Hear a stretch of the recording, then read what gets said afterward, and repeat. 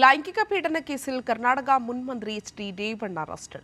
HD. ദേവഗൌഡയുടെ വീട്ടിൽ നിന്നാണ് രേവണ്ണയെ പ്രത്യേക അന്വേഷണ സംഘം അറസ്റ്റ് ചെയ്തത്.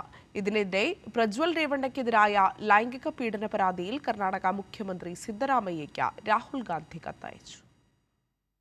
ലൈംഗിക പീഡന കേസിൽ ബംഗളൂരുവിലെ പ്രത്യേക കോടതി രേവണ്ണയുടെ ജാമ്യാപേക്ഷ തള്ളിയിരുന്നു.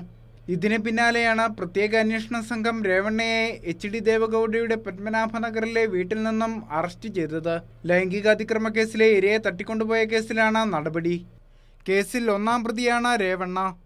രേവണ്ണയുടെ മകനും ഹാസനിലെ NDA സ്ഥാനാർത്ഥിയുമായ പ്രജ്വൽ രേവണ്ണയുടെ മുൻകൂർ ജാമ്യ ഹർജിയും തള്ളിയിട്ടുണ്ട്.